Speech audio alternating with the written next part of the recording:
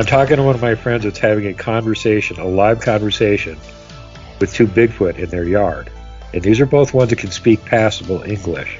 And then mind speak or physically speak English. What?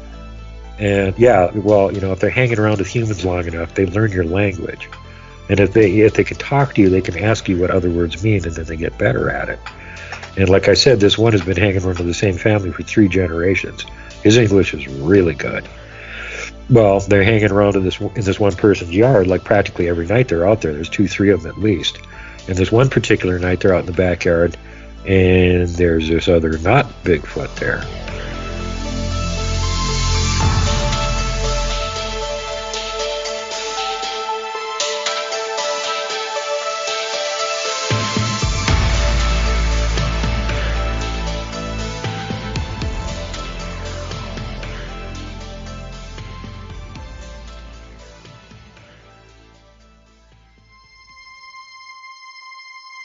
The history of our Earth is so different from what we can imagine. Enjoy the journey. The Smithsonian, that if they found out about a large skeleton somewhere, was to go get it. I'm going to assume at least one person is right, because if one person's right, it busts the paradigm. It all goes back to the fallen cherub. And the problem with the modern day church, they have a very truncated view of the supernatural. This backdrop that's just pregnant with all kinds of meaning associated with this Mount Hermon event. Welcome to Blurry Creatures. And this guy defects from the kingdom. That's a big deal.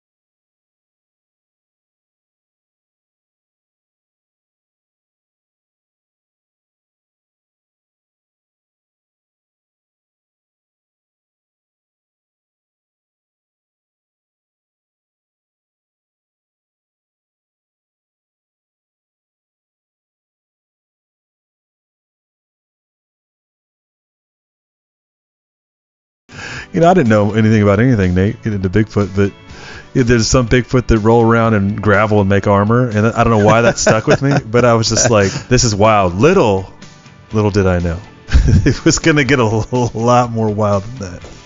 Yeah, we should go back and think about some of those episodes. Then we had Tom Seawood on, who talked about, Bigfoot up in the Pacific Northwest, and Travis came on, talked about giants and the reports. And Brian Forrester and Fritz Zimmerman. Ron Moorhead, Dr. Jeff Meldrum and his son. That was a fun episode. Yeah, then we met Judd, and we brought Judd on, talk about the ancient giants. And then Jed and Doug Van Dorn came on, talked about Sons of God. And we brought Michael Tellinger on and talked about the big boys and down in South Africa. Joe Taylor. And then we had Gary Wayne on for the first time, and then Ryan Patterson. And then our very first episode with Tim Alberino. It's wild. It's wild to think about going back that far. And if you're listening, the intro that you heard, a lot of that comes from those first episodes, Nate. You put that together. It's quotes, and we'd love to razz Tim about. That's a big deal. Yeah. But it's fun. It's become nostalgic and sort of iconic for our show. And we kind of hit the street running and didn't know exactly what we're getting into. And Duke really opened that door and flung it wide open. when we started talking about the big fella. You know, I look back, we didn't really have a website till like 35 episodes in. I think when we finally got Heiser on the show for the first time, we said maybe we should have a website for this podcast. And you know, over the years we've lost several guests who come on the show, and several people have passed on, Joe and Doug Riggs and Heiser and Rob Skiba, yeah. To think of all the places, and then we got crazy enough. You guys wanted to do BlurryCon, and we did a conference, and you guys packed the house, and you want us to do another one, which is crazy. We're going to have to do it all over again, Luke. But correct. But it's just, you think back, you start a podcast, and then you guys your whole garage is full of T-shirts and merch now. It is. You guys have supported us, and you've been along this blurry journey since the beginning. And we even took us to Peru, where we got to go see these megalithic stones in Cusco and Machu Picchu. It's incredible looking back on what this podcast has become and how many people have come along board and supported it. And it's changed our lives. I know we've gotten so many emails from people that it's hard to put into words what people will say that this podcast has done for their life. And we even have our first married couple. And we had a members chat last night, and we had the chance to talk to two folks that met via Blurry Creatures as the vehicle, and they are now married. It's a wild thing, and I say this often, and it's not trope, that, Nate, I really do love doing this. I love having these conversations. I think that if no one listened but our parents, which would still listen, still do this because you want to have these conversations. I think these are important things, and to talk about and to discuss and to chew on and and to expand your paradigm, that cause you to give into the word and to ask questions about things that are happening around us. And this show is wild. Like you said, 2020, we've been broadcasting, recording, and putting out podcasts through some really wild stuff. Whether you start in 2020 or you go through what happened this year with the UAP, UFO oversight committees and what feels like disclosure. Mm-hmm. We've been having these conversations, and it's really neat. I think I'm just continually grateful and humbled that we have this opportunity to sit down in front of these mics and talk to each other and to an expert or to someone who's had an experience, on a weekly, bi-weekly basis. And it's fun to go back to the beginning now and to go where it all started here at 200 in, and have our man Duke Sullivan join us again. Yeah, I made the fatal mistake of starting this podcast with highly edited shows, and now I'm forever stuck editing these shows and putting music to them. But you're like David Spade and Tommy Boy. Like me and my fellow nerds are going to retire to our nerdery with our calculators. Except you're in the editing bay. No, but it's great to get the text from friends. I've gotten a lot of texts over the years. I'm sure you get them too, Luke, where you're like, I'm hanging out with my buddy and I didn't know he was blurry, and we started to talk about your podcast. And I think whenever you start something creative, you hope and you think that maybe this will catch on, maybe some people will share their love. But I think ultimately we're the biggest nerds for Blurry Creatures. You and I love it more than anyone. Yeah, we do. We care about it the most too, and it's I think that gives you a perspective of gratitude, right? That folks that's resonated with a small amount of people that want to have the same conversations, and it's just cool. It's cool to see this thing. It is a journey podcast. We talk about that. So if you are joining us for the first time, we recommend you start at the beginning. One does not simply walk into Mordor, Nate. I just got a text on my computer right now while I'm doing this. My buddy's in Franklin, and he just ran into someone who has a Smithsonian Has the Bones t-shirt on, and he sent me a photo of him, some random guy. So this is the kind of stuff we get. I mean, it just happened right now. It's all over the world. We're charting in 55 plus countries, and y'all out there are just getting blurry and sending us messages and keeping us going, because there's a lot of work. There's a lot of Friday nights, Thursday nights. But we've kind of given up our social life to continue the podcast and to do this. And there's a lot of times I wish I was just playing some softball games with some buddies or doing something.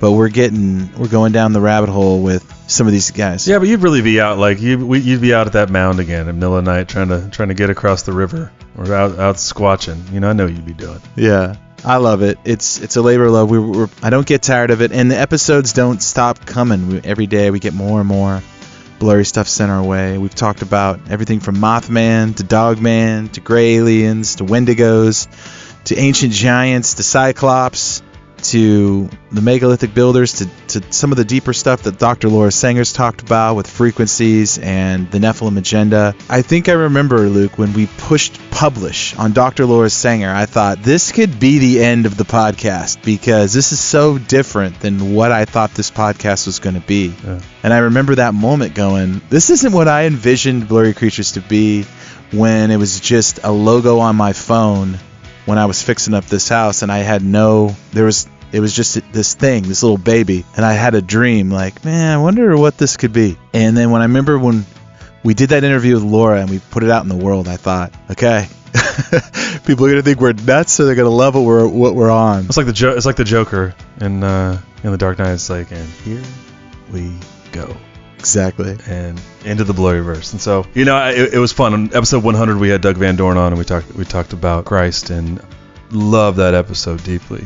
And so this is fun. And here on the 200th episode, we are gonna go back to the beginning and talk about the gateway drug, right? The creature that opened up all these doors and all of these rabbit holes and inroads and outroads and tributaries off of this river, as we just jump into 1,000 metaphors and allegories here. But it really is where we began. And so, very cool. Thanks for being with us here for 200 episodes. And those of you that are here from the beginning, we're grateful for you riding with us from the get. And to everyone else that's jumped in, we hope you found your tribe here. This is a fun place to have discussions that don't happen a lot of other places. And I know Nate and I's heart is just to have these discussions from a perspective that really brings everything back to the biblical worldview, and really our heart is to bring all the glory to God. So yeah, man, this is quite a diatribe to start an episode, but I think we're just grateful for this to be sitting here. I'm thankful too. Thankful to all the members out there who come on board and make this show happen. Who in one of the hardest times of my life, when going through sort of my marriage falling apart,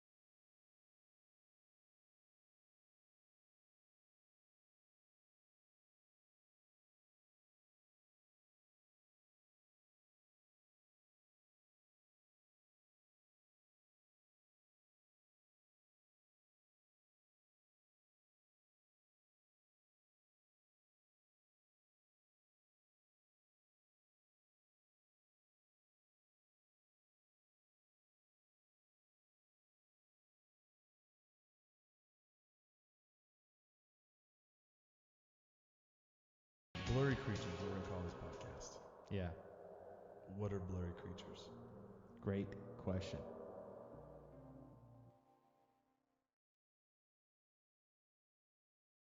Duke Sullivan, welcome back to Blurry Creatures.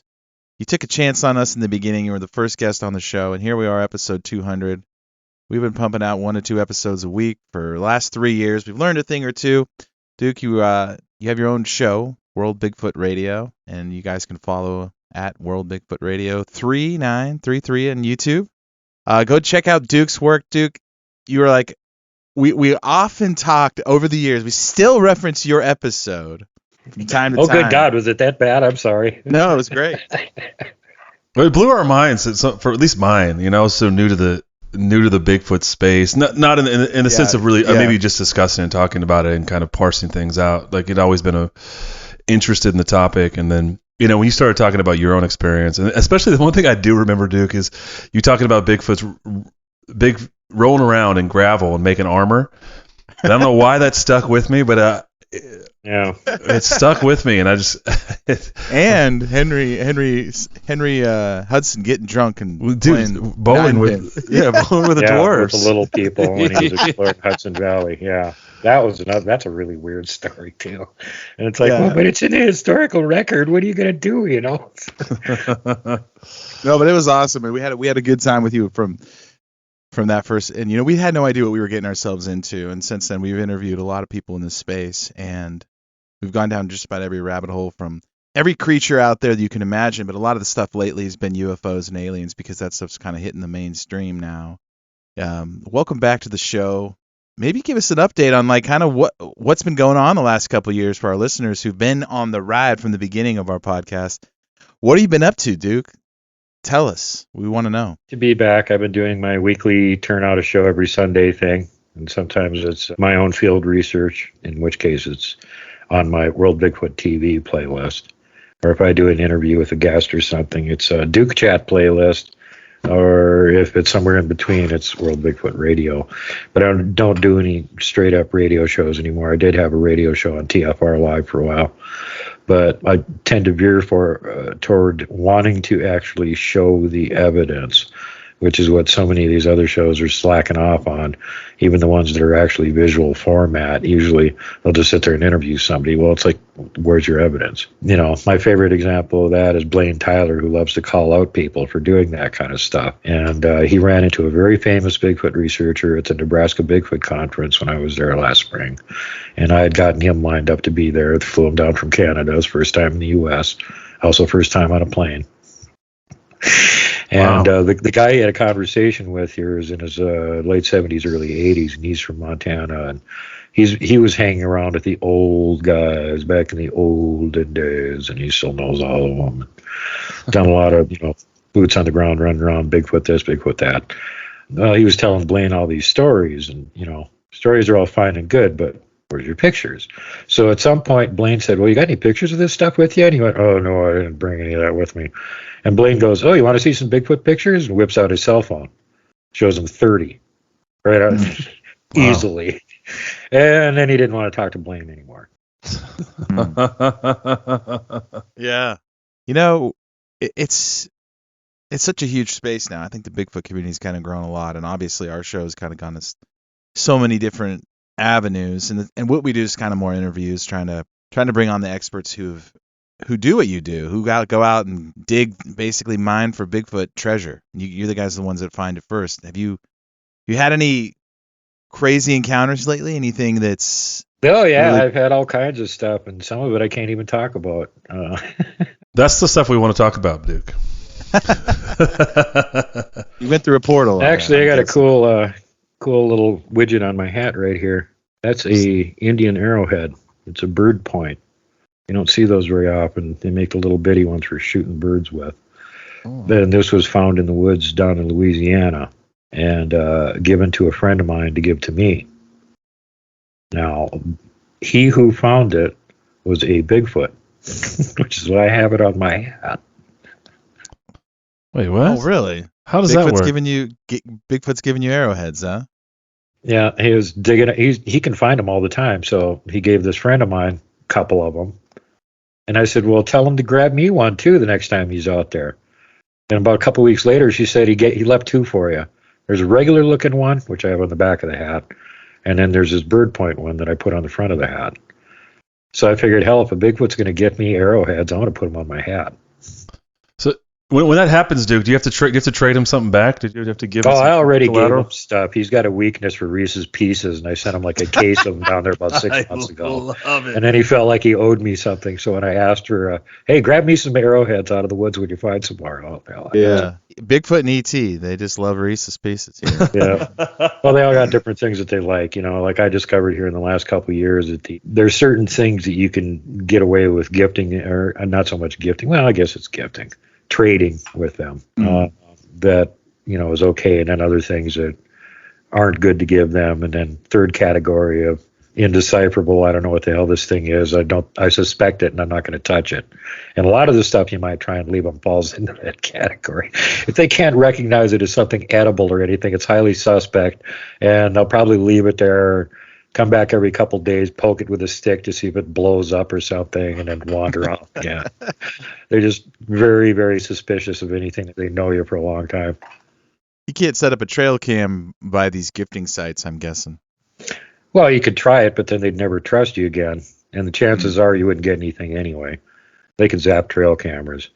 I got an interesting sequence of videos that I'm going to release that some friends of mine down in Florida sent me a few years ago, where they have what they claim is a stationary portal. And they realized it was there a long time ago, so they set up a game cam on it. And every so often the game cam would just mysteriously die, or there'd be weird distorted pictures, and so they couldn't quite figure that one out. And then they decided that what they were going to do was to just hardwire the game cam, bury a cable in the ground 100, 150 feet, connect it to a car battery in a little box, so it couldn't mysteriously run out of batteries or something. Then they got this whole series of interesting photos of what looks like a foggy patch where they always claim the portal is, like something's about to open up. And the next thing you see a Bigfoot's head right there next to the camera. And then there's blur. And then you see his head there looking in the camera again. And what was going on is he kept trying to zap that camera and he couldn't make it go off. So he kept looking at it and then he'd take another picture of him. I got like 22 pictures of that. That's amazing. Really? Yep. We interviewed a guy that had up in Minnesota, and he had basically the same thing. It was like, he said there was an energy collector under the ground, and there was a portal on top of this serpent mound, and he said all kinds of weird stuff was coming out. And lo and behold, there was a family of Bigfoot that was coming in and out of his barn. And since then we've heard some wild stories, Duke. But most of these Louisiana Bigfoot squatches are, the rumors are they're a little bit more aggressive and mean than maybe some of the northern ones. They seem friendly if they're leaving gifts behind. Every area has the rumor that their Bigfoot are the most aggressive, and everybody else's Bigfoot are pansies. So no. Yeah. So yeah, it's like a regional football team. It's like ours is the best. No, actually, like I said, I got one. What I got on my hat here right now, that came from a Louisiana Bigfoot. Yeah. And they don't call themselves Bigfoot; they're called Sukaloo. Duke, tell me how you get to that place. So you obviously have to find an area where the Bigfoot are. And then how do you get yourself to a position where you're sort of trusted or able to have this gift transaction? Because if Nate and I walk out in the Tennessee woods, and we actually had some people email us recently about close to where we live, there's supposedly some activity on this property. How do you cultivate that type of transaction or interaction, or even we might even call a relationship with a Bigfoot? Well, with me, it wasn't something that I went into with a plan. I'm just curious about them. And once I figure out where they are, I just keep going back there. And that's basically what the whole thing comes down to. You habituate them to your presence. You just keep going back to the same damn place over and over and over. And most people don't want to go camping in the same place over and over again. Right. And especially if it's a spooky place where weird things happen and people scream and run away in the middle of the night, then a lot of people don't want to go camping there over and over again. And so in both the groups out here that I've got habituated to my presence, and the one of them, I think they consider me to be on, like on their side more or less. The other one has practically adopted me. But it took 7 or 8 years of going there constantly, like as much as I could get away and get up there. And, regardless of the weather, if I could get up there. It's raining, miserable. Nobody wants to go out camping. I don't care. I'm going. And that's another thing you get points for, too. It's like, okay, the weather's completely shite. Normal humans aren't out in the woods. What are you doing here? I just wanted to visit you guys. Hey, how you doing? Are you talking to them like that? Is that what you do? Yeah, I do. They don't answer me because the ones up here either don't speak English or don't feel like they should answer me, so I don't get to hear any other than Bigfoot noises that they make. They whistle. That's kind of fun, too. Yeah. You can tell it's not a normal animal. You whistle back at them, they whistle back to you again. And I always go, hey, guys, how you doing? And I wave at them. Man, spend a lot of time alone out there. Well, I usually have other humans with me. I used to camp solo a lot. And then after I got a channel, everybody started getting horrified by what I was getting on camera and said they don't want to see me out there camping by myself anymore. And I'm like, well, why? Nothing killed me yet. And they're like, well, bring somebody with you. Yeah. And the only use I could figure that would be is if I get hurt and I, can't walk out. Well, it's great to have somebody else there that can help you. You don't want to be stuck 20 miles out in the middle of a mountain range with a broken leg or something by yourself. That could be bad. For the purposes of actually proving to people that I'm not full of crap, I always have somebody with me now. So when I'm filming something or something happens or whatever, I got a witness right there backing me up. And sometimes they're hearing and seeing things that I'm missing. So that's even more fun. Do you think they're reading your mind, they're reading your thoughts, they know kind of what your intentions are? That's the other half of the equation, because you can figure out, if you can figure out where they are, that's a big hurdle. And then you can manage to be camping there a lot for years.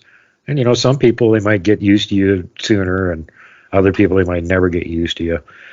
The other big part of it is what your intentions are like and what your personality is like. And they find most humans to be extremely erratic and untrustworthy, which we are. So unless, they keep seeing your intentions are good over and over and over to the point where it's so redundant, you're like, oh my God, aliens from friggin' Pluto would have been friends with me by now. And they're still like, hold on, we're still checking you out. You got to bring a lot of bags of Reese's out there with you. Yeah, it's not so much the food thing. Actually, that was kind of hilarious because they started gifting me. And I was going like, where the hell are these things coming from? Every time I come up here camping, I find weird things on the campsite that shouldn't be here. Like a brand new shiny silver thermos and a really expensive pair of Oakley sunglasses and motorcycle gloves. And nobody leaves this stuff laying on a campsite when there's nothing else on there. Where is it coming from? So I got a hold of Robin. I said, Robin, can you please mind speak with these guys out here and ask them what's going on? And she's like, oh yeah, they're saying that they think you guys dropped this stuff somewhere, and since they found it, they brought it back to the campsite in case it was yours and you can claim it. And I'm like, well, okay, I'll call everybody. So I called everybody on my team.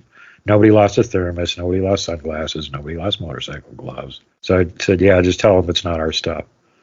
And she said, one of them said, good, they want this shiny thing. They wanted to determine it for some reason, shiny thing. And then I started thinking about it afterwards, and I went, not only were we not carrying this stuff around the woods, dropping any of it, where are they finding this stuff? Mm-hmm. Like, is some other campsite in the valley a place we might have potentially dropped something, so they have to bring it back over to us to make sure we didn't drop it? Like their whole thought process is kind of not like the same way ours is. They don't understand ownership and stuff like that. Distances don't seem to matter to them as much as they do to us. Oh, that campsite's right only a mile over there. That's your campsite too, right? No. What do you think makes a Sasquatch kind of go rogue or mean, kind of just become... They have a social system. Killer. And the ones that get too far out of line get thrown out of the local group, whether it's just a family group or it's a more extended clan or a tribal unit. They've all kind of got the same rules, and there are some variations depending on who the alpha male of the clan is. And alpha male gets to call the shots. So if somebody gets too far out of line or they challenge the alpha male for supremacy and get their butts kicked, they're thrown out of the group. Now they're on their own. And even for something as big and powerful as a Sasquatch, that's the worst thing that can happen. Think about us as humans. What's the worst thing that can happen? Well, you could get killed. Or you could get thrown in jail. Well, they don't have jail. Their jail is you go away over there and don't let any of us see you again, or we'll whip your ass. So now you're completely on your own. You don't have anybody to talk to or interact with. You have to find all your food by yourself. You have to make sure that no humans are seeing you all by yourself. That's a lot of effort. And the reason they got thrown out of the group in the first place is bad behavior. And occasionally you get these rogue individuals that team up with each other. They find other ones that have also been thrown out of their groups, and then you got these little gangbanger desperado units of Bigfoot running around. And they're the ones that cause most of the trouble. LBL, that's what's going on there. Yeah. Ones from different areas nearby got kicked out of their own troops. They all ganged up. And that's where they're at. That's our neck of the woods. When the rogues team up, it's like the mega powers, right? It's like Hulk Hogan and Macho Man Randy Savage get together, and you've got a tag team. No, you gotta look out for the those Kingpin guys. And several other variations of himself all teamed up. I love it. I mean, Duke, so we've asked probably 150 guests over the years what are their thoughts on Bigfoot. Nobody has the same answers. So what are some sort of updated theories and thoughts you have on this creature now? I mean, the last 3 years. I mean, you do so much research. You're way down the Sasquatch rabbit hole, further than most. Are your theories evolving? Do you have new thoughts about this creature, or is it just like you're just strictly in the research camp? And I know research obviously leads to new ideas, but any updated thoughts on maybe my where theories Bigfoot weren't comes from? evolving, I would be making any forward progress, and I just retire. That doesn't mean that they're radically changing, though. I just keep getting more information. And for the first time in about, I've been in this 45 years, and I was probably in it over 30 before I started going in the right direction. Because you have to keep eliminating all these other red herrings that people throw out there. Oh, it's Gigantopithecus. No. Yeah. It takes a while for you to get the information to actually disprove that, no, it's not. It's not Gigantopithecus. I don't care what certain glorified podiatrists may tell you. That is empirically not the truth. And the reason is because a higher power known as DNA science has already sequenced Gigano's DNA, and they have proven that it is a variant, larger version of orangutans that exist today. It was just a bigger one. Well, look at an orangutan's foot. What's it look like? Looks like a hand. Yeah. Right? So in only 100,000 years, somehow they developed this other weird-looking foot that looks like one of ours. I managed to coax the person to ask this question to out of their virtual hiding in retirement that was going on for 10 years.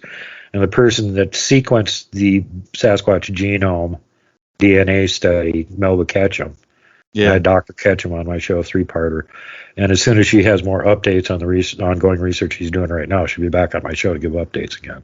All of the science that she's done, and also other science from other parts of the world where they're doing genome studies on some of these supposed cryptids and what, all seems to go in the same direction. And what she was able to gather from it so far is that we are definitely looking at a hybrid. They hybridized whatever the proto-being was, hybridized with humans 12 to 15,000 years ago. The majority of the human DNA involved is either from the Levant or from North America. So there's virtually no white people that are in the Sasquatch genome, if you want to put it that way. But there are North American natives, and there are the Levantines from the Middle East, which is interesting. And then there's some other weird anomalies in the male side of the DNA that she's still going through. So we can't really talk about that yet, but does not look like a natural being's DNA. It looks like somebody spliced strands of different things together for whatever the original being was. There could be still some of them running around. We don't know. All the Sasquatch DNA samples that they gathered that she was studying have all come up with this hybrid mix. And because they've been hybridized for so long, there's a lot of variation.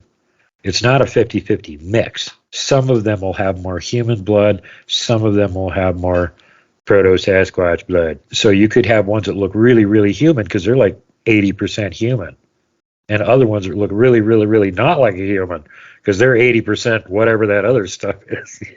Yeah. So that's where you get this massive variation in what they look like, and everybody tries to phenotype them and say, well, the ones around here are this type 3s, and the ones up there are the type 7s, and no, it's just like native tribes.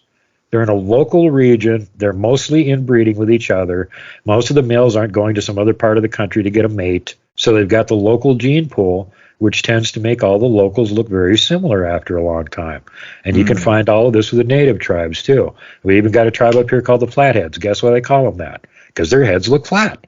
Because they all were in, the same genetic group was inbreeding with each other. Not inbreeding to the point of problems, but breeding with the same group of people for, centuries. And so they all started getting this characteristic look, and you can find that all over the world. So why would it be any different with the Sasquatch? If they're all just this, basically small regional group, tribe, troop, whatever, they're mostly going to be breeding with whoever is local. And after a long period of time, they'll all start looking really similar to each other. And what's surprising to me is how much variation there is within a local group, where you can have like the mom, the dad, and 2-3 offspring, and the kids all look different. They don't look like each other, and sometimes they don't look like mom or dad. It's this weird genetic mix keeps expressing itself differently with every generation, apparently. It kind of reminds me of some of the giant conversations we've had on our show, because we really went into that rabbit hole for a long time. You had these sort of weird genetic anomalies with these ancient giants. You had long head, you had the elongated skull ones, you had some ones that were very, that sounded like the demigods of Greek mythology. And then you had ones that are just like the one-eyed, ugly-looking Cyclops ones that are supposedly where, they say is related to the megalith building, and they were responsible for some of those things. So there seemed to be a wide variety of just those things, the giants, and they all had sort of these genetic anomalies too. Some had 6 fingers, 6 toes, and yeah, and that comes into play on this whole Bigfoot subject too, because there's a bunch of people out there that are going, Bigfoot or the Nephilim. Okay, well, if Bigfoot or the Nephilim, the genetic markers for them is they have double rows of teeth and 6 digits. How many 6-toed Bigfoot tracks have you seen? Yeah, not any yet. I've seen one. And I'm not sure it was a Bigfoot track. Yeah, could have been. The giants can have either 5 or 6 toes, but if they're Nephilim, if they're not some kind of a watered down hybrid, they're probably going to have 6 digits. And that was reported for all the giant mound builder civilization along the Midwest and the whole thing. Not only gigantic size, but also the 6 digits and double rows of teeth. And this also seems to go back to the Anunnaki, which some people think are the same as the fallen angels that made the Nephilim. So Anunnaki came down, mated with humans, made monstrous hybrids. That's where the giants came from. But the Anunnaki were gigantic too, and according to the Bible, before, in antediluvian times, humans were more like 15, 20 feet tall, or maybe even up to 30 feet tall. Everything was big. And after the Great Flood, then everything got smaller in size, et cetera, et cetera. And the same thing with the giants. The giants went from being ridiculously, tremendously gigantic to only being gigantic. Yeah. And a lot of the megafauna was gone and everything. It also lines up interestingly with Norse mythology, because the Aesir can be almost directly linked with the Anunnaki. And the Aesir was only one of the 2 groups of Anunnaki giants. There was also the Nemnir. And the Nemnir are what the Norse were calling frost giants. They're the ones that like the really cold climates and live up by the North Pole or in tall mountains and stuff like that. And I'm pretty sure some of them are still around. The other guys mostly got completely wiped out. And the reason for that is because they were the ones that like to lord it over humans, pretend they're gods, have civilizations of humans fawning on them and doing everything for them, and they just be the big guy like the mound builders here in North America. And then at some point they got too predatory and started causing too many problems. And according to Navajo legend, they got most of the tribes on the continent together and went to war with them and drove them off the continent back through the Siberian land bridge, and then left part of the Navajo tribe there in Alaska as a rear guard to make sure they didn't come back again. And it's interesting to note that the tribe in Alaska call themselves the Dene, and the Navajo call themselves the Dene. And when they checked, guess what? They're the same tribe. They got the same bloodline. Wow. So you might want to listen to what the Navajo have to say about this one. That checks out, right? Yeah. Getting back to the frost giants, the Nemnir, they didn't lord it over humans or want to have anything to do with us. They tried to stay as far away as possible. And because they didn't go to war with us and whatnot, it seems reasonable to assume that when there was this war on these other jerks that they kept eating us and whatnot, that they wanted to chase off the continent, they might have just ignored these guys or not even known they existed, because it seems like their MO is just to hide, basically. Stay the hell away from humans, out in the middle of nowhere. And occasionally you get somebody out in the middle of nowhere that sees one of these damn things. There's been probably at least a handful of reports from Montana in the last 15 years of people seeing actual full-on giants, not Bigfoot. Yeah. So some of these things are still around. And according to the information on them, they all spread out all over the world about 200,000 years ago. And during the glaciation periods, a Nemnir could just basically walk across. So they ended up on all the northern parts of the world, the northern continents, and where they probably still are, some of them to this day. And again, because their genetics, they live for hundreds of years, probably 800-900 years. Really? I didn't think about that. I mean, I know that we just went to Peru with some listeners of the show, and we you see this connection all over the world, where they had this knowledge to build these things, and they could put these rocks. Some of them were 90 tons perfectly together, like Lego pieces. Yeah. You see them building the same structures all over the world, and there is a link that they started somewhere, and then they sort of spread like a virus, and they got pushed to remote parts of the world, islands, and like you're saying, maybe some northern areas and the snow where no one's it doesn't sound like the frost giants really were the megalith builders, though. We don't have any indication that they were. I mean, it's possible, but we certainly don't have any legends or indications that they were the ones that were doing that. It sounds like it was pretty much the Aesir or Anunnaki that were doing that. And there's, two different kinds of construction methods, too. So there may have been two different civilizations involved, because you got megalithic and polygonal constructions. Yeah. Do you think Bigfoot originated as a more of a chimera, like some sort of like ancient experiment, or do you think Bigfoot came from somewhere else? Yeah, that's the hard one to answer. We don't have quite enough information on the male side of the genome right now to be able to conclusively say one way or the other whether it was something naturally occurring or whether it was some sort of a GMO chimera that was put together at some point in the past. But if you go back and you look at, all the old mythology, including Christianity, they talk about there being weird animals around that don't exist anymore. Yeah. And some of them made pictures of them. A lot of weird things that aren't around anymore. But they seem to think that they were around at some point. And this is like the natives here in North America, where they've got totem poles on the West Coast. And if you look at a totem pole, every single animal on there is an actual live, real animal that you can ID. And then they have Bigfoot's face on there. Yeah, they do. Yeah. So it's the same thing over there. They weren't making up stuff. This is like, here's this weird thing that lives over here. Here's what it looks like. Here's my weird, whimsical, artistic representation of it. And if you saw some of the artwork they did like back in the 1700s, where they'd get a verbal report from somebody and they didn't have a photograph or anything, and they'd work from the verbal report and they'd do a drawing of it, and then you compare that drawing to what it actually looks like, it looks like a fanciful monster, but it's a real critter. Duke, I got a quick question about, you were talking about, the regionality and the difference in the way that Bigfoot looks, or Sasquatch looks, based upon region. Do you think that that's a product of what you talked about, tribalism, essentially, or do you think that these hybridization of these animals was happening in regional spaces? So this was happening in North America, and the same sort of process was happening in Europe and in Australia and Southeast Asia. So you had sort of the same, generally speaking, sort of science experiment, if you will. Or do you think these all sort of came down, from, if you will, some kind of Adam and Eve situation with the Sasquatch creature, where you had this initial hybrid animal, and then from that parent came all of the variations that we see now, across the planet? Well, clearly at some point there was something that was a pure blood, that was a male. And whether it was genetically crossed with the human or it did it with the good old-fashioned physical methodology, that's where these Sasquatch hybrids came from. So since we don't see any evidence of, no collected DNA samples anyway, from these purebloods, whatever they are, we can assume that either they're extinct or they're so very rare and good at hiding that we haven't been able to get a sample from one of them. So it could be that what was happening was a genetic bottleneck, that there weren't very many of them left. And let's face it, that was like bad times in North America anyway. Right. And so they might have not had any choice and went, well, it's either mate with this human female or that's it. There's hardly any of us left. We don't know. We just have no way of knowing until more of the genome study can be worked out.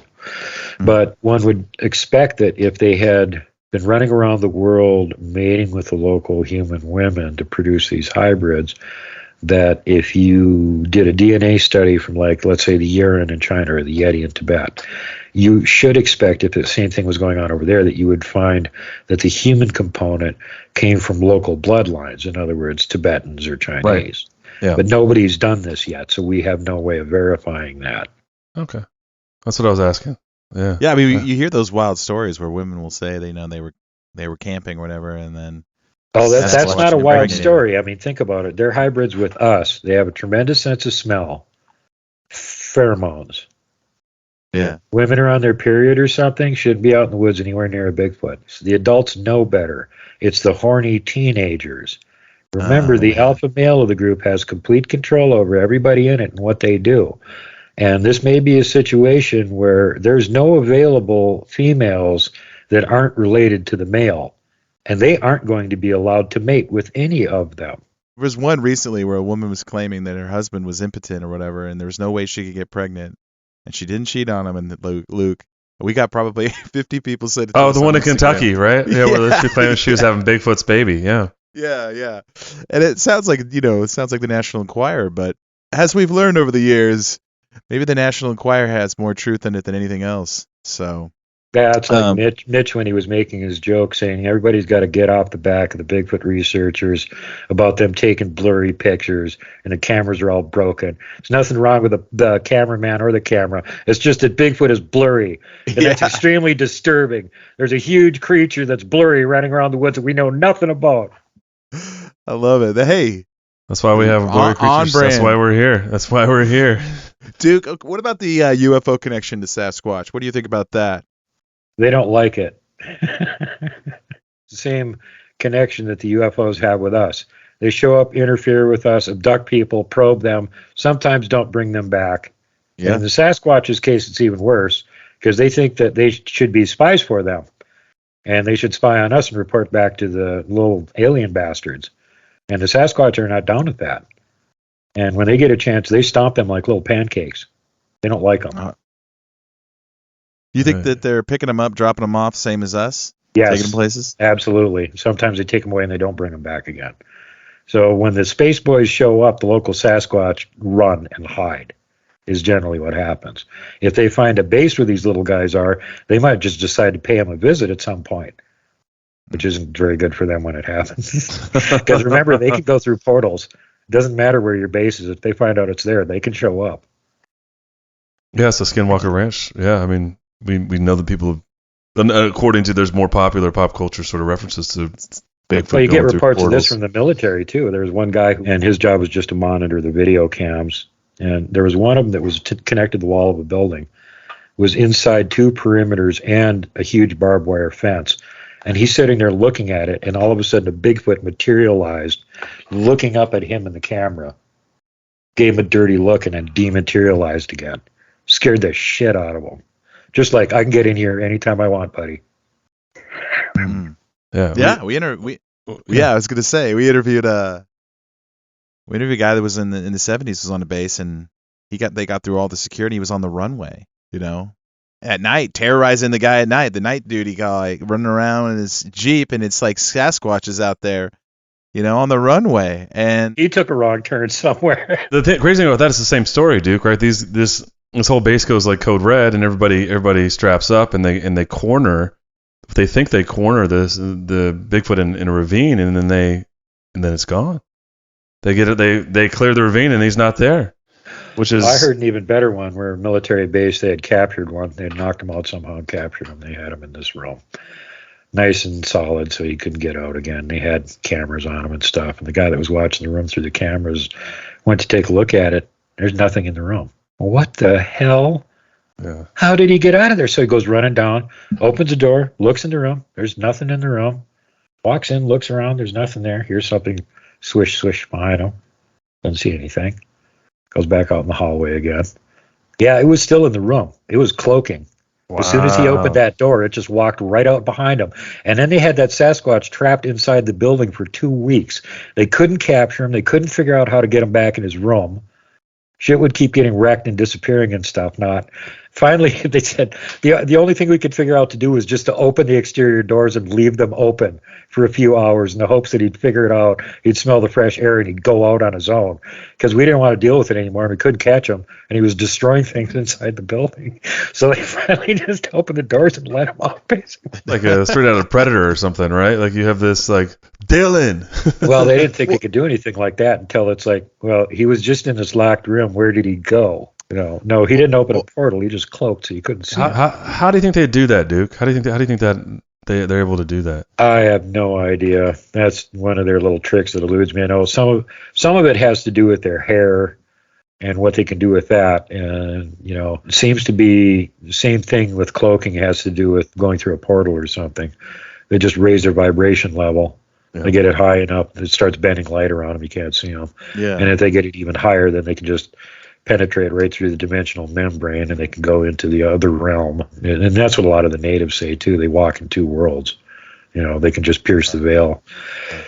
According to other information I've got, that isn't true of all of them. Apparently it takes some learning or general body size or something, and like the little ones can't do that. The adults can, and they probably have to be trained in order to do it. So it's not necessarily every Sasquatch you're going to run into is going to be able to open a portal and run away.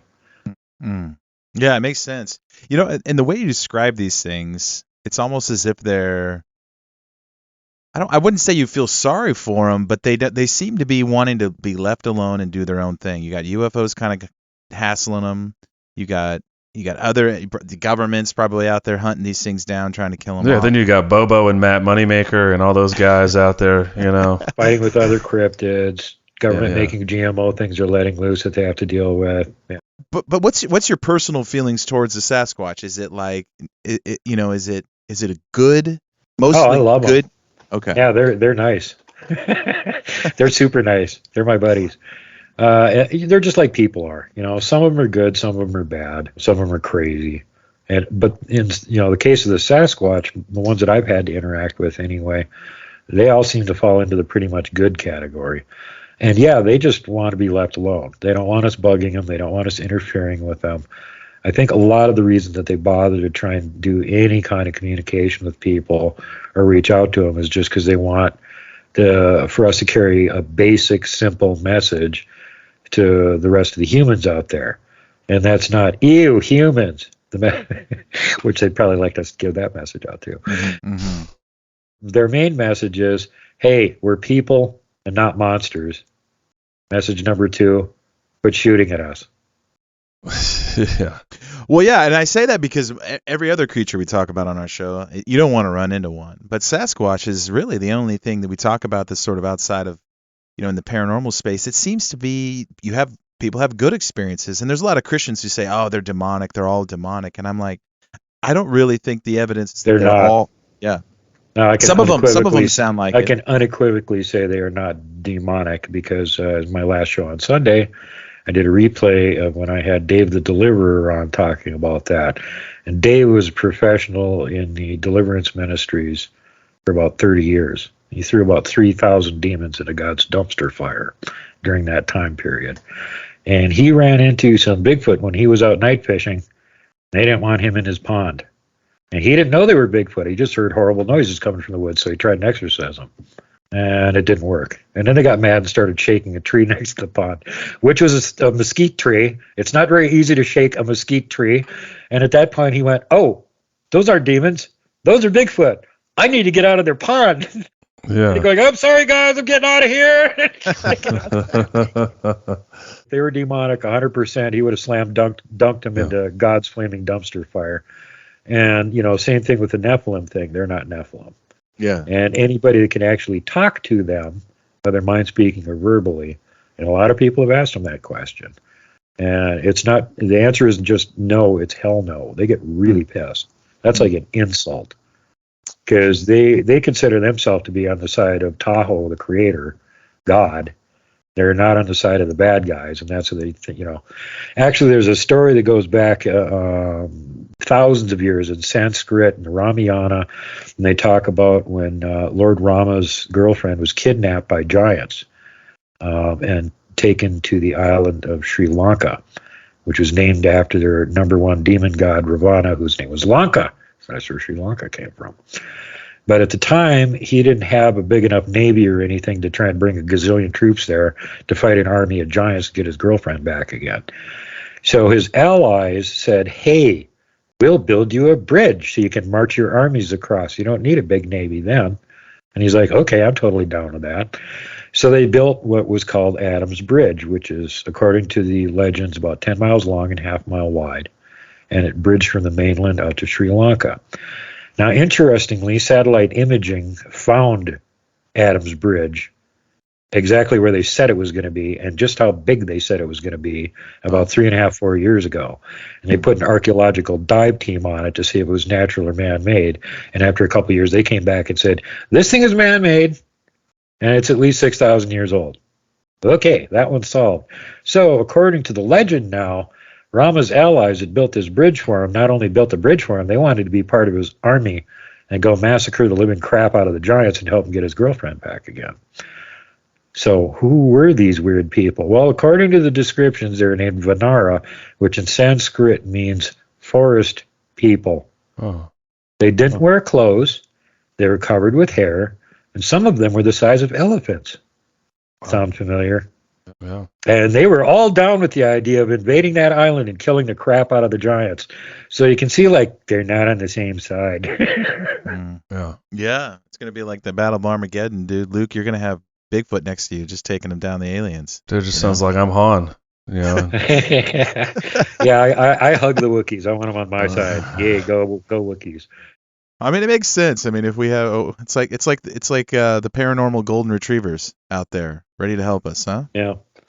Well, their job is basically to stay the hell out of the way. There was, according to one source, at some point there was an alien race that either had something to do with their creation or just somehow managed to get control of them that wanted them to actually spy on us for them. But that race is like left.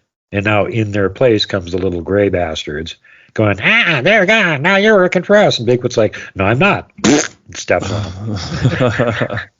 I mean, you get to a certain place when you're so steeped in this, and in a podcast like this, and you, like today, we had just a wild episode this morning, and talking about all kinds of things. We did a deep dive into the merfolk and the underwater kingdoms and all that stuff. So you start to realize that there is no black and white answer to most of this stuff. Like, it's all nuanced. It's real life. It's all shades of gray. In order to get a specific answer, you have to ask a specific question. Yeah. Duke, I've got a specific question, and this probably should have been a question from the top with you, but you've been in the space for 40 years as a researcher. What does that look like on a day-to-day and maybe even seasonally? I know that there's an actual a season for you where you're actually out in the field. We're just about done with it. Yeah, but high mountains, you don't get more than about, if you're lucky, half a year that you can do anything. So what does it look like? So are you out? Explain as a researcher. During the summer months, I'm out as much as I can afford to be out there. If I got the money and a working vehicle, I'll live out there. I mean, really, I only have to come back to town to file reports and put out videos. The rest of the time I could be out there doing research. So the only limitation on me is, if I got a working vehicle and how much money I've got to keep paying for gas to get out there and back. Other than that, I'll be out there as much as I can. And some years I'm out there constantly. One year I spent 176 nights in the field. And this year and last year wasn't that great. I was having mechanical problems. So I was having a hell of a time even getting out there. But I was still out there, 2-3 times a month all summer long. And are you shooting video? You're going to the same spot? Oh, yeah. Wherever we go, we're shooting video. We spent a lot of time in the Garnet Range up by the ghost town of Coloma this summer, which is different than our usual A location, because this one, it's like you don't hardly ever see them. They really keep a low profile. They don't make structures, at least no big ones or anything. You get snaps and leaners and stuff, but nothing like the colossal constructs that other troop is making. But what we did get was a ton of tracks. We got way more tracks than we usually get. And there's one individual up there that's really big, because we found 3 different 21-inch tracks from him this summer. Oh. And then there's a smaller, huge one that left 2 track lines of 19-inch tracks going up and down this steep ridge, which, Thanks for doing that, dude, because he managed to do that the same day I was there with Kelly Shaw from Rocky Mountain Sasquatch. So when Kelly found that, he was pretty happy, big grin on his face. These are the biggest tracks I've ever found. I found 19 inches before, but not a whole track line of them. Oh, my God. You know, he's like, and these are like craters in the ground going up this ridge. They weren't just like flat on the ground. They were craters. So yeah, whatever made them was huge and very heavy, you know. Mm. And what do you think Sasquatch thinks about you filming them? I mean, obviously they don't want us to film them. They don't care if you get audio of them. They don't care if you film their tracks, if you film their structures. Just don't film them. Yeah. But if you catch them, fair and square on camera, then I guess you get to keep the video or something. I'm not sure exactly how that happens because I have accidentally caught them on camera a few times, and they didn't erase the video.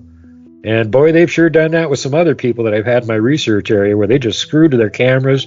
They erased every damn thing that was on it, or they turned it all into snowball fights and cross lines going across it. Or, I had one time I was in an area that apparently they didn't want me to be in there because I was filming. I walked in there by myself, and I had the camera on most of the whole time I was in there. I had to keep stopping it and turning it on again because it wouldn't run long enough. So I had 3 clips.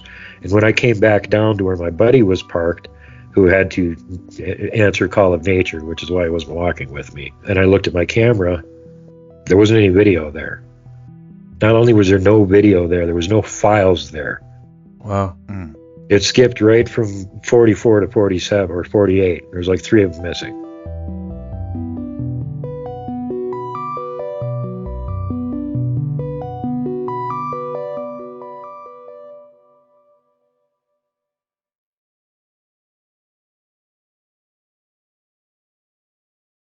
Duke, what keeps you going back? I mean, you're 30 plus years in. What's driving you? What keeps you going back? 40 plus years, 45. 40 plus years. I'm sorry, 40 to 46 now. 46 years. It keeps you going back. It's fun. Yeah. I like camping anyway. Right. And when you can go camping, and it's when you get older and you got lots of broken bones and stuff, it's miserable camping when it's cold and raining and whatnot. It hurts. Right. And I'm, legally fully disabled, so of course I don't want to do that anyway. But, when the weather's nice and stuff and you can be out there camping, I would practically rather be live in the woods during the summer than be in town. So I've just got that natural affinity for it. And then there's some genius guy, I wish I could remember what his name was, but several years ago, he made this weird checklist of people that are really close interactors on good terms with Bigfoot. Do they have common things to them? What do they have in common? And he had this list of like 12 or 15 things, and I actually checked off almost everything but 2 boxes on it. And the 2 boxes I didn't check off was like, one was being female, and I can't remember what the other one was, but the rest of them were all like weird things like, do you like camping? Right. Would you rather be camping than be at home? Do you like walking in the woods? Will you walk in the woods at night? Will you walk in the woods at night without a weapon? And I gave that list to 2 of my friends that are habituators, and they hit like 14 out of 15 on their list. You get scared out there at all? You get freaked out? Oh, they freak you out sometimes. I mean, 2 weeks ago, Saturday, we were up in Sapphire Mountains, and we couldn't camp on our regular campsite where they sort of expect us to be because somebody else was camping there. So we had to go about 1.5 miles down the valley and through the pass to where the next campsite was. Luckily, nobody was on that one. So we set up there.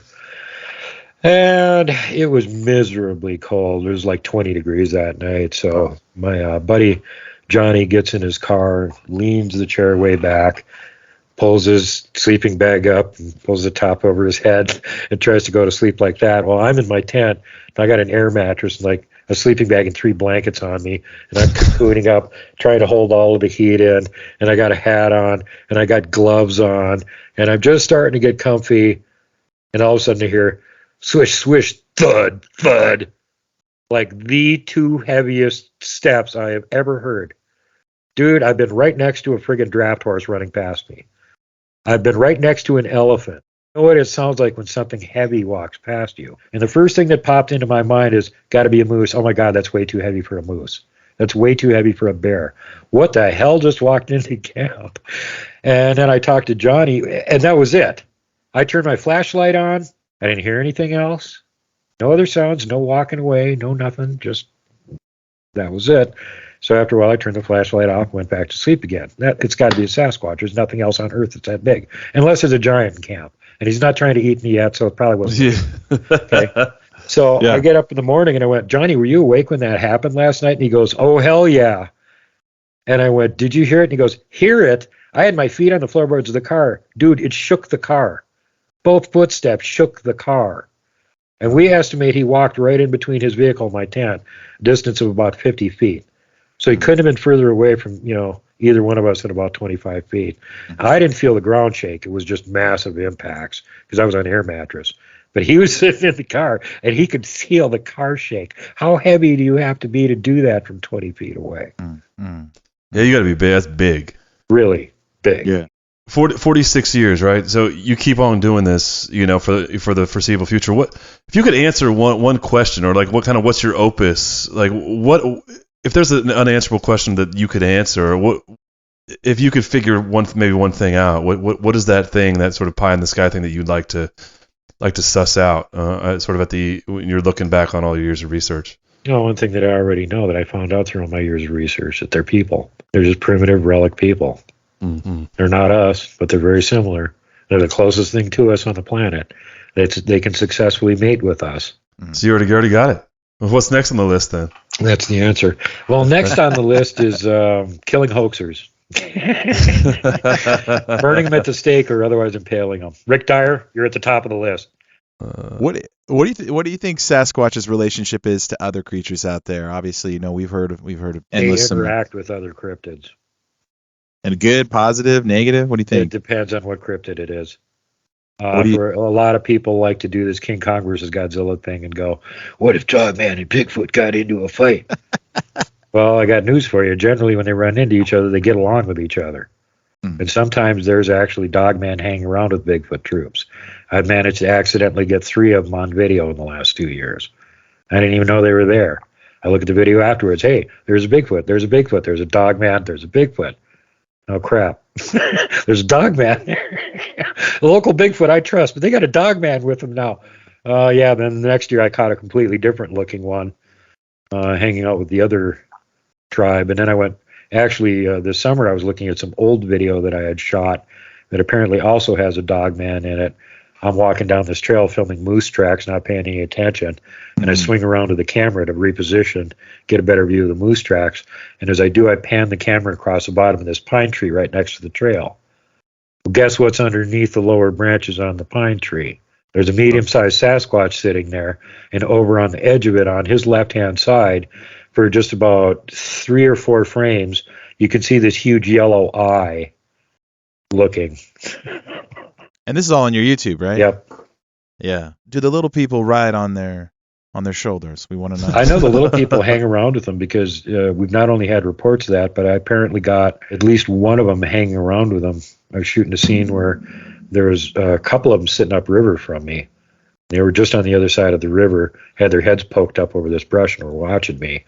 And as I was panning across, I not only caught them, but there's like a little person over there too. And I'm like, what the hell is that? That ain't no Bigfoot.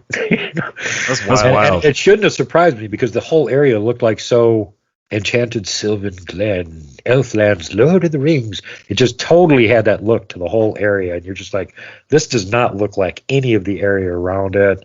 It's peculiarly lush and green and, kind of garden looking sort of thing. It was really peculiar looking. And then, there was a little person in there too. That kind of explains it. Well, they sort of have the reputation of being kind of mischievous and devious. Depends on where you are. Some of the little people in the country are like pretty cool, and then other areas are like extremely dangerous. So it depends on what region you're in and what kind of local little people you got there. Oh, that's Nate's dream. That's his dream right there. The ones here aren't very forgiving. We try and avoid them. I found moccasin tracks from them up by the ghost town, and then I got this new researcher on my team, and about 2 years later we were up at Coloma, and I somehow got on the subject of little people, and I went, oh yeah, I found tracks up here. And he goes, so did I. I was up here by myself about a year or so before I contacted you. And he pointed and he goes, it was over that way on the far side of the hill. And I went, yeah, exactly the same place I found them too. I don't go down there anymore. And he goes, me neither. Just point Nate in that direction. Yeah, That's 19-inch Bigfoot track, sure, I'll follow that. Yeah, Little right. person tracks 3 inches long, forget it. Isn't that funny? Isn't that funny how that is? It's almost like size. Oh, yeah, it's like the smaller natives told us all about that. And if you find Bigfoot tracks, don't follow them for very far because they might still be around and they'll think you're tracking them. They don't like that. But if you see little person tracks, get the hell out of there. Unless you're Nate Henry. Hey. Then you follow that yellow brick road. What about the differentiation between the little people? If you want to find out more about that, you should probably talk to Robin Moonshadow, who's been doing research on them for years. Okay. And boots on the ground, too. She's even casted little person tracks and stuff. Wow. They seem to be regional, at least, like the Narumbi, Namirigar we've got around here. They're in Wyoming, Montana, probably into Utah, definitely in Idaho. This whole region around here, it's all those same little people. And my new research assistant, who's a pure-blooded native, Sioux and Salish, he's all interested in Bigfoot. He helped me find all kinds of tracks and stuff this summer, heard vocals and everything else.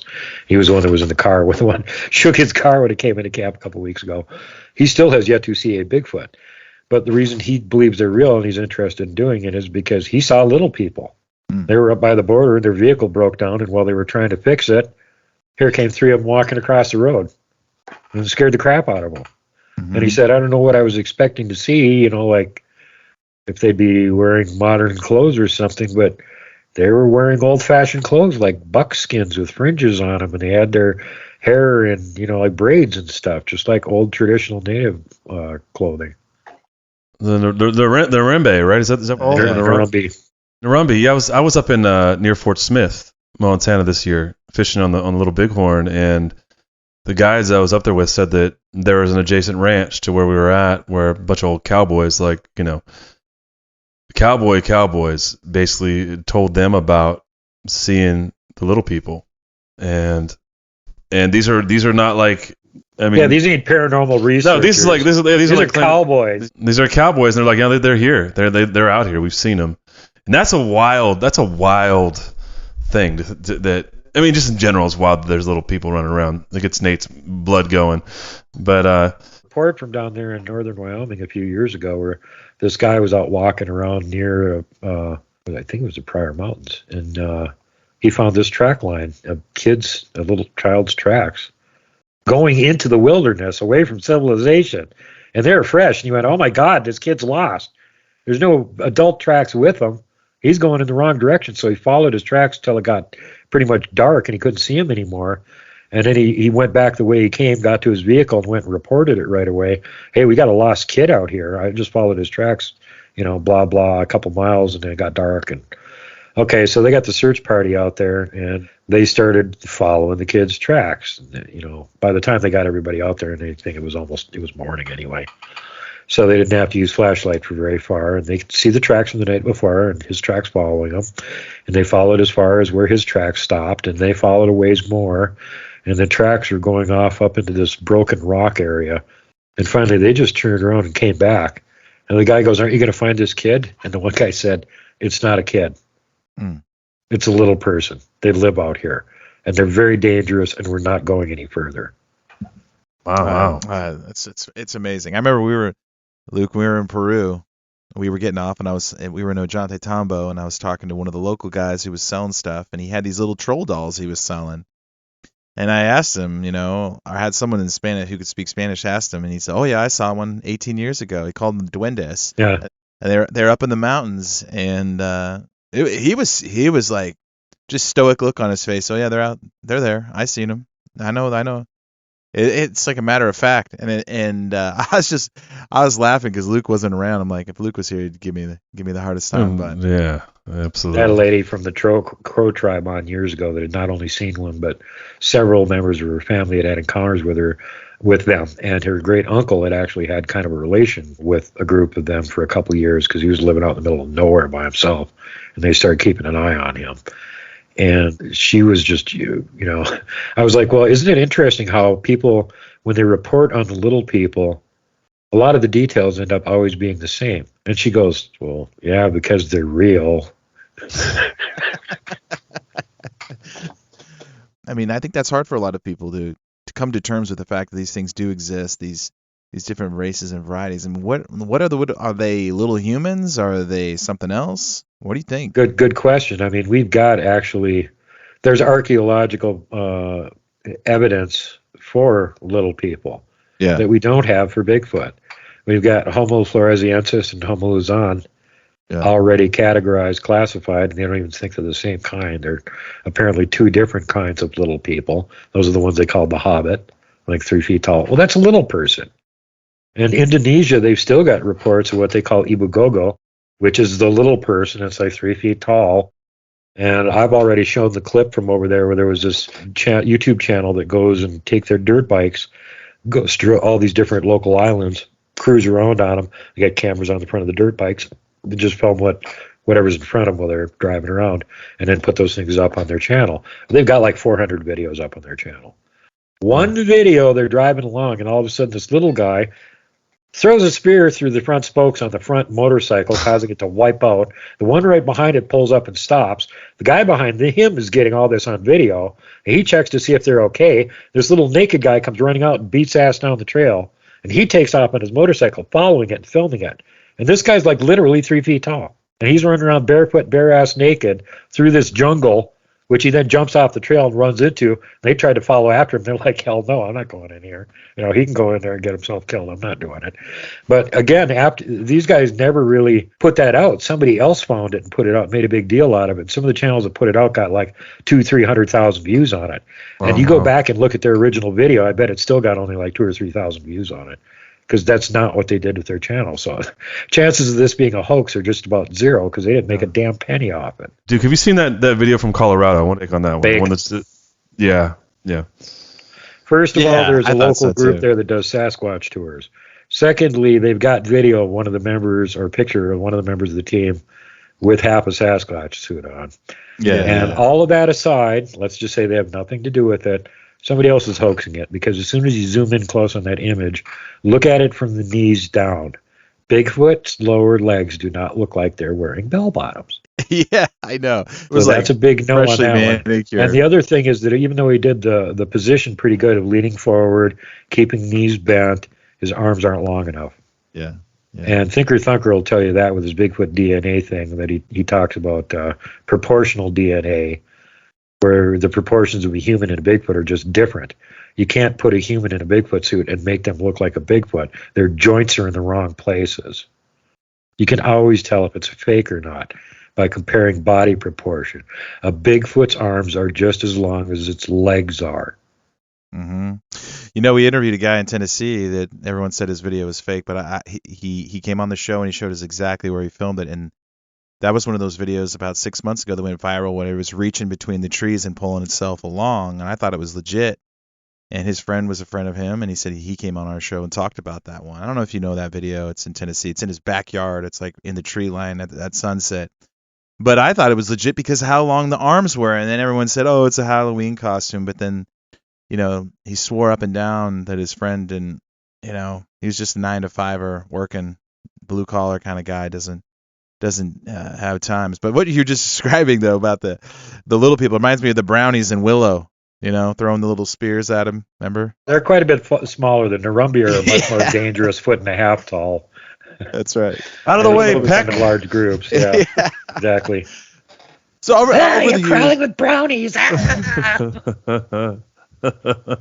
We've learned a thing or two. We've heard a lot of weird stories about Sasquatch and all these things. We still haven't had anyone really talk in depth about the some of the visions that people get in their minds, but also the orbs associated, these glowing orbs that are around them.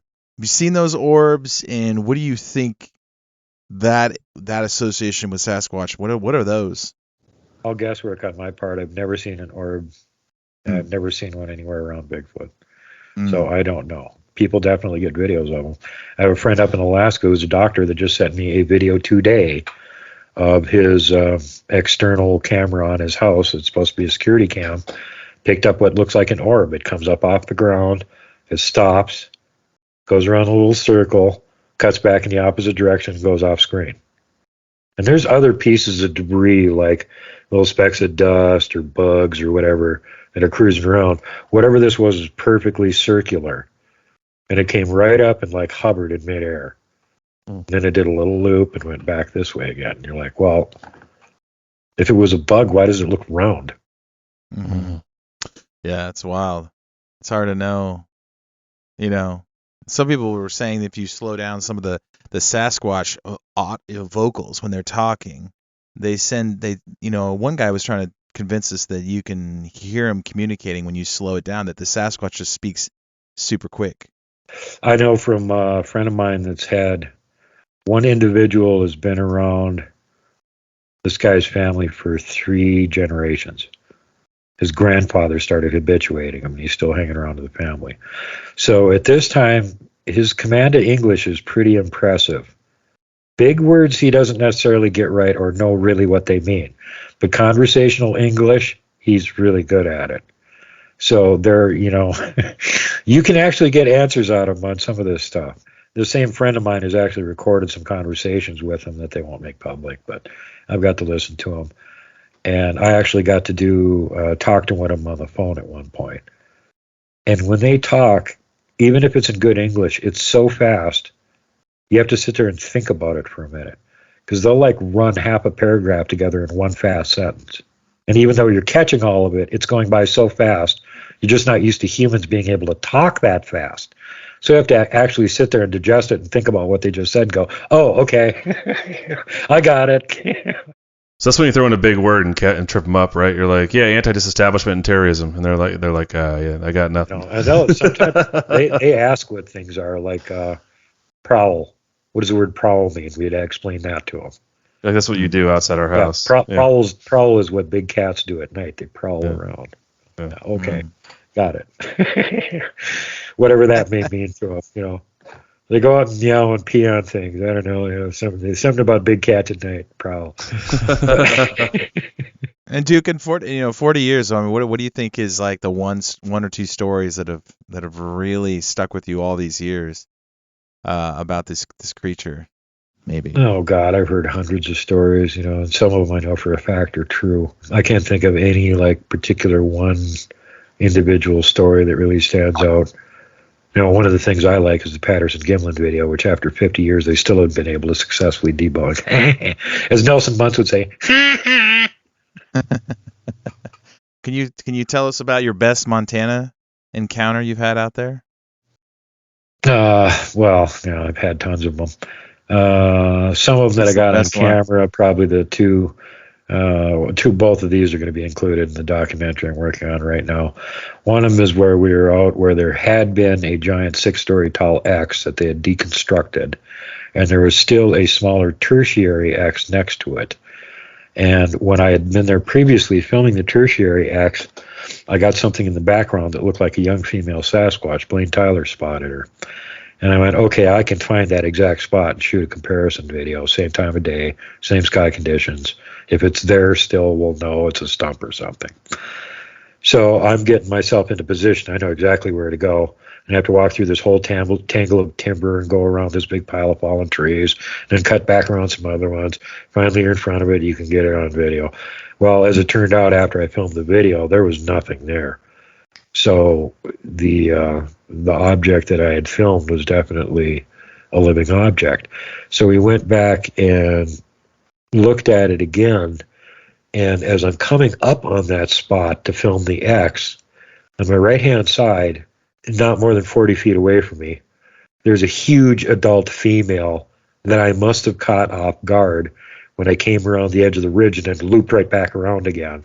She didn't have time to hide successfully, so she just laid down behind these 2 fallen trees. And she's got her head sticking up over the tree looking at me. And you can see underneath the 2 trees where her body's laying on the ground. So it's like really obvious. And she is not giving me the happy look. And right in front of her, there's a smaller one that's just kind of standing there pretending to be a stump, little bitty one. So here's Mom, here's Junior, and there's Daughter down there. And I just walked right in between them, and I'm filming Daughter, and I don't even realize I'm doing it. And Mom's right back behind me giving me the stink eye. Okay, that was a scary piece of video. And one of my friends took a look at it and went, oh my God, that's got to be a Sasquatch. And I went, maybe. It's not there anymore. I brought him back to where the spot was. He looked at it. It ain't there. So he goes, you mind if I share that picture with somebody? And I went, sure, go ahead. So he calls me back a couple weeks later, and he says, hey, I shared that picture with one of my friends, and then he called me about 15 minutes later and asked if it was from a video, and I gave him a link so he could look at that. And I said, yeah. And he goes, then he didn't get back to me, so I called him a couple days later and asked him what he thought of it. And I said, okay. And he said, well, his analysis was, and I go, what do you mean analysis? And he goes, yeah, this guy's military video and film analysis guy. That's what he does. I'm like, oh, okay. What was his analysis? I'm curious. And he started laughing, and he said, it's not a stump. It's not a rock. It's something that's alive, and I don't know what the hell that thing is. And the other one that I'm going to definitely be showing as one of my favorite ones is right across from camp, where we don't usually go there because there's a nice freezing cold, usually fairly deep river in between, so you have to wade through that to go over there. It makes it less than appealing. But it was later in the year, and the river was way down, so we could wade across it. So we were curious, because on the other side of the river, there's a steep embankment, and never having been there, we don't know how high it goes or what's up there or anything, you know. So, and my two friends just stayed down by the river, went upriver to where we knew there was a big asterisk structure, and Mike was going to show our guest that was with us where it was. They were going to get some video. And I went, okay, I'll just go straight up the hill and see how hard this thing goes, and then I'll cut over the top of the hill, and I'll meet you guys down in the valley on the other side. Okay. So I go up there by myself. I get up there, and it's like 3 times as high as I thought it was.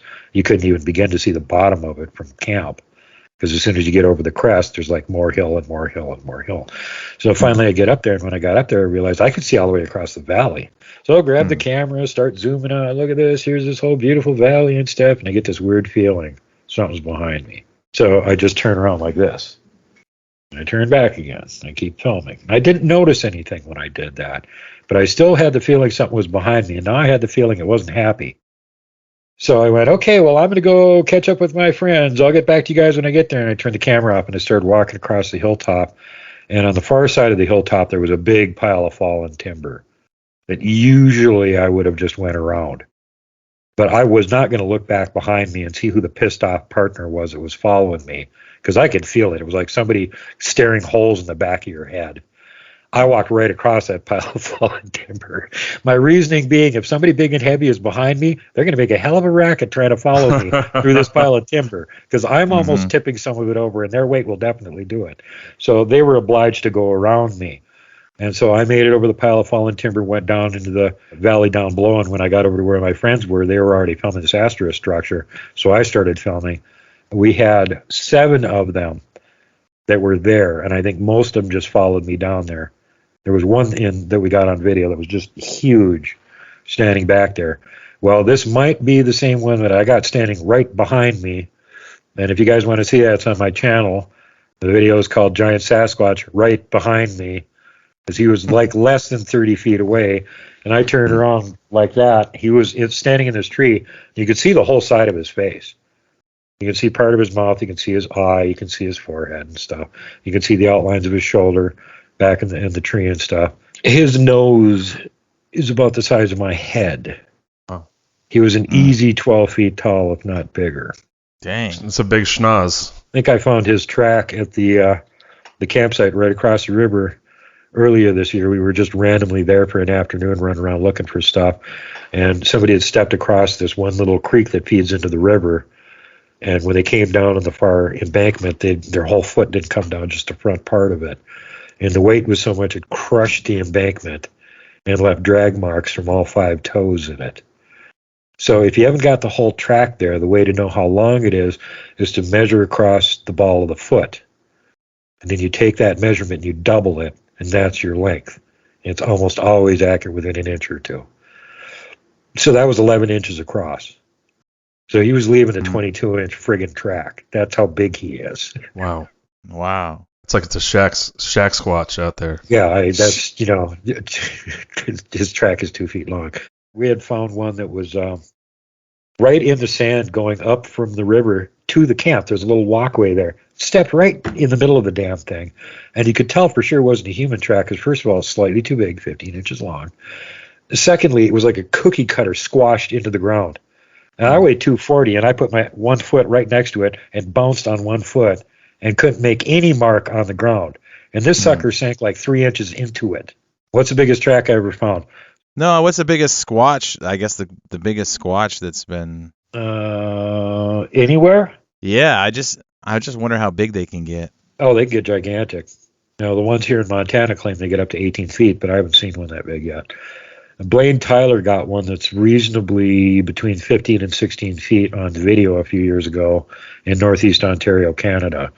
And you can clearly see where the tree was it was standing next to. And he went back and measured it, and the little Y in the tree up toward the top of it measured out at about 20 feet.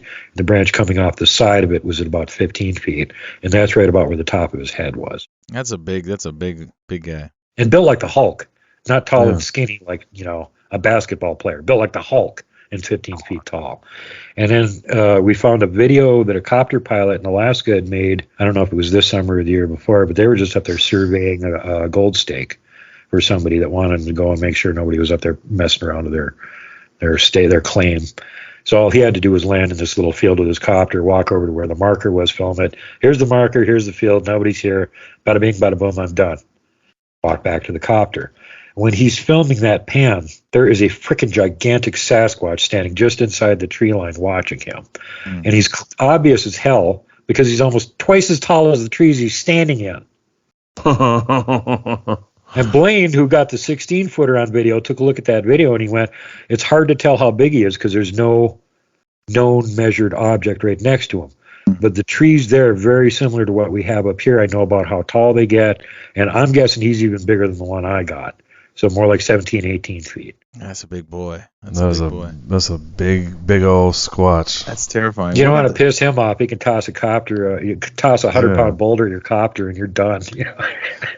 I know this is a little bit probably out of your research and stuff, but I mean, obviously, one of my last questions for you, Duke, we're on the dawn of disclosure. I mean, they're basically telling us these aliens and these UFOs and stuff have been going on a while. What do you think? What do you think's going on with all that? I think they got wind that somebody's on their way to pay us a visit and that they're going to disclose their own existence if these jerks are going to do it or not. And they're on a very limited time scale to try and set the belief system in line with what they want people to think before it happens. I got a question, Duke. On our first episode, almost 100, almost 200 episodes ago, you said that if we were to go out on a go squatching with you, there's about a 70% chance, I believe is what you said, that we would have an encounter. Is that still true? Are your numbers a little higher now? Or are we going to have to get up there and go walk in the woods with you? Kelly Shaw from Rocky Mountain Sasquatch Organization. I've been pestering him for years to come on my show. I finally got him on 2 years ago, and then last winter we did another update. And this summer he told me, well, I don't come out to Montana every year, but I'm going to be up there this year. And I said, okay, well, you damn well better come visit me, because you always run around up here and you don't know where anything is locally. I know where the hot spots are. Get a hold of me. You want to film a Bigfoot? Get a hold of me. I'll take you out where they are. I'll give you the maximum opportunity to do so. Mm-hmm. So he showed up randomly out of the blue, called me one afternoon. Hey, are you busy? I'm nearby. And I'm like, no, I'm giving myself the day off. What do you want to do? Let's go out this afternoon. So we went up to the Garnet Range, to the ghost town up there, and walked around. Spent about 5-6 hours. And like I said earlier in the interview, he found a couple trackways of 19-inch tracks, and he found lots of tracks of various individuals. Heard whoops, heard rock clacks and wood knocks and all kinds of stuff. And at one point he heard whoops. And he turned his camera on, pointed in the direction the whoops were coming from. I just heard whoops from over there. He actually caught the second one on camera. It's not very loud, but he got it. But what he didn't realize that he caught on camera was two Bigfoot peeking from behind trees looking at him. So I had to go back up there a month later and film from the same exact spot, same light conditions, make comparison video for him, which I passed along to him. And he hasn't even turned the video out yet. But yeah, he got two Sasquatch on video while he was up here with me. So what do you think? How good is my percentages? I think it's great. Duke Sullivan, dude, the Sasquatch Whisperer. Yeah. We need, I think if we got out there, we need to do this at some point. Come see you. Do that. And then need to get Nate on the little people up there. Let him follow those little moccasin trails. So, I'll point you in what direction that they're at. You can go down there. Just don't come back to camp after. Nate, you can. You'll lead them back. You're good, brother. I'm gonna have 10 GPS trackers on me. I'll tell you that. They'll zap them all in front. What's your advice to people who get into the Squatch, get into Squatching? What do you tell them to do? What's your advice to people who want to go out and have an experience? Yeah. Well, first thing to keep in mind is that they're people. They're not show ponies. And I get people like bug me about that a lot. Dude, can you take me out here? Can you take me out there? Well, if I took out everybody that wanted me to take them out, I would be doing nothing but that. Mm-hmm. And the Bigfoot would find that very intrusive and would become extremely unhappy with it in short order. So don't crowd them. If it's just going to be just you there, sure, go along. But if you're going to be dragging other people with you, drag the same people with all the time. Don't be bringing new, different people with. You're never going to get anywhere. They got to make up their mind about you, not to mention anybody else you got with you. I've actually had to jettison some people from my team because they didn't like them. When I had them with me, they wouldn't show up. Probably redheads, right? They have red hair. Do they have red hair? So they're. They probably like redheads. I don't know. They smell just like beef vegetable stew. That was the problem. Yeah, they probably like that. It makes them hungry. But yeah, maybe that's not a good thing. Yeah, it's probably not. No. That's from Siberian Expert, or one of my favorite. It does make a difference who you have with you. It's entirely possible that they actually like you, and they don't mind that you come up and hang out, and they might even have fun sneaking up on camp and listening to your dumb stories late at night around the campfire. But if you got somebody with that they don't like and they don't trust, they're not going to be there. Yeah, and that's really a problem, because sometimes people that aren't to us seem like they're perfectly fine and reasonable and reliable and nice people, and they are. So they can read their minds and go, yeah, I don't. Exactly. They'll like Luke, because Luke's probably out there just wandering around thinking about tacos, bourbon, and French bulldogs. So yeah, and they're like, that guy, we like him. You know? Yeah, he could be one of our people. We like those tacos. Exactly. By the way, that's another thing. If you're going to habituate them and you're going to trade with them or something like that, and you want to give them food, make sure that you give them food that isn't bad for them. Don't give them like candy bars and stuff like that, because they don't have a dentist. They don't know about tooth brushing or anything. About spicy food? They like spicy food? I don't know. That's probably on an individual basis. I haven't tried giving them anything like that. One thing I accidentally discovered that they really like is bacon. God, don't let them know about bacon, because then they want bacon every time, and bacon's freaking expensive.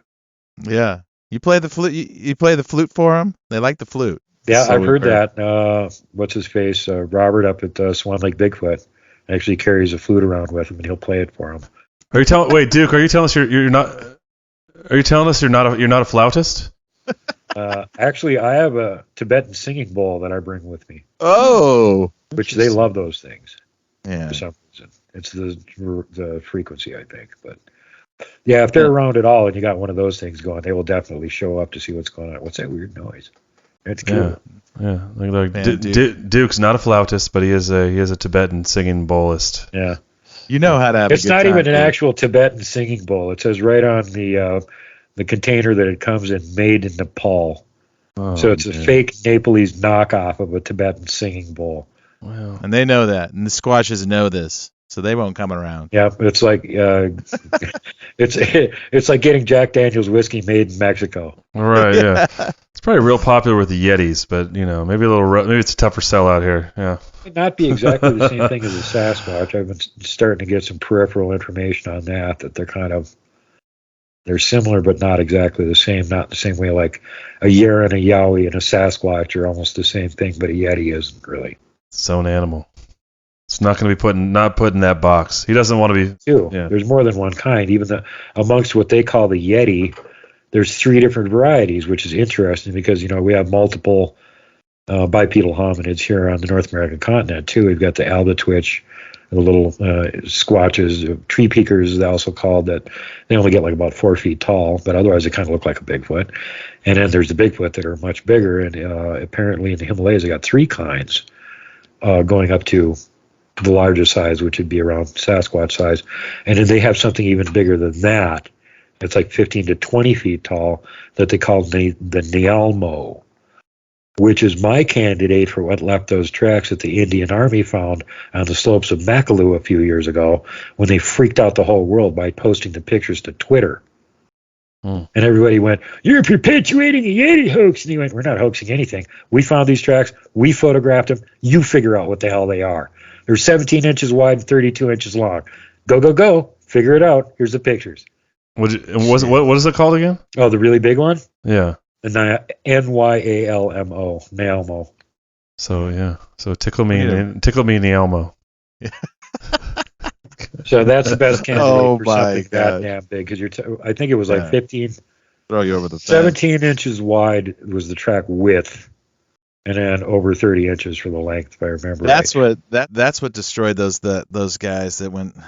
And in Russia, right? In Siberia. Dyatlov Pass. Yeah, the Dyatlov Pass. Yeah, I still don't believe a Bigfoot did that. It doesn't. Details don't match up very well. Something ripped their tongues out. Something crazy. Yeah. Well, there's been a couple channels that have done a breakdown of this in excruciating detail, showing exactly the distribution of the bodies, where they were found, when they were found, condition they were in, and then they went, okay, let's go back. A Yeti shows up, roars at them. They cut their way out of the tent to run away, 30 below with no clothes on. Then the Yeti waits for hours before it goes down and kills these guys. And then it waits for more hours before it attacks. Why? The other thing is that one of those corpses also had hard radiation. That's not a big. That's weird. Yeah. Maybe UFO stuff. Yeah. Well, it could have been. There could have been secret military testing there. KGB. The local Fancy tribesmen. That's the mountain of death. That's where they were. Yeah. And the area around the mountain in their language is called "Don't go here." Derp. Yeah. Can't take a freaking warning. Let's go camp on the mountain of death in that area, mysteriously called "Don't go here." That sounds like fun. Yeah, not the smartest move on their part. No. Yeah. The weird thing about this, and most people don't know this, is that the same thing happened to the Mansi tribesmen a generation earlier. Interesting. Which is why they named that area "Don't Go Here." And the even creepier thing is that they also lost a group that went there, camped on the mountain overnight, never came back. They went and found them later. They were all dead. They didn't have like medical stuff to go, hey, this guy's radioactive or whatever, but looked very suspicious to them. Guess how many there were? 9. Exactly the same number. I think when you get early into this space, you blame everything on Sasquatch, and then obviously when you get into these spaces, you realize there's a lot of stuff out there, especially the stuff that up and vanishes. So you know that it's not just Sasquatch taking people and stealing people. It could be craft involved. I mean, human trafficking. Well, that's why Diamond Dave Paulides made his latest show about how it might be the little UFO guys doing this stuff, because the evidence ain't leading in the direction of Bigfoot. We've been telling them that for years. He finally started to figure it out. Mm-hmm. Yeah, they're taking German hunters and German physicists. Yeah. Why would Bigfoot do that? Oh, those Germans are cute. Let's grab them and mate with them. No, come on, give me a break. Well, Germans smell good. They smell like sauerkraut and beer. Right? Yeah. They have a month-long celebration in October. Let's grab these guys. No other humans are so worthy of being abducted because they don't have, month-long. Actually, it's 6 weeks long if you count Flushing. Beer celebration.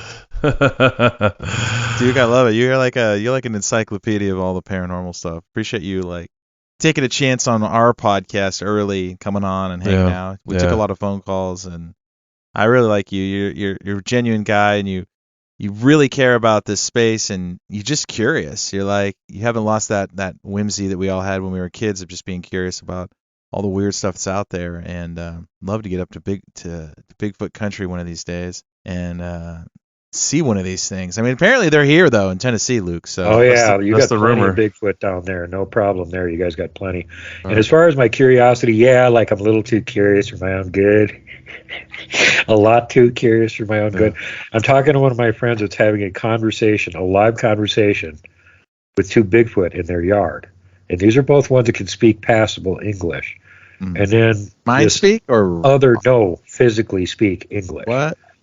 And if they're hanging around with humans long enough, they learn your language. And if they can talk to you, they can ask you what other words mean, and then they get better at it. And like I said, this one has been hanging around with the same family for 3 generations. His English is really good.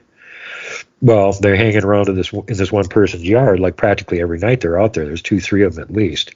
And this one particular night, they're out in the backyard, and there's this other not Bigfoot there. It's a Dogman. And so they're going like, hey, the Dogman's here. And I went, oh, cool, ask him this question. And What'd you ask him? By golly, I got an answer too. What'd you ask? I asked him two different questions. I asked him, first of all, were the cynocephali, the dog-headed people, which I already know they're not the same as the Dogmen, were any of those ever in North America? Because we've gotten reports from tribes up here near British Columbia. One tribe in particular was saying that there were a tribe of these guys that lived next to them in this mountain valley right on the other side of the mountain from them, and they were dog-headed people.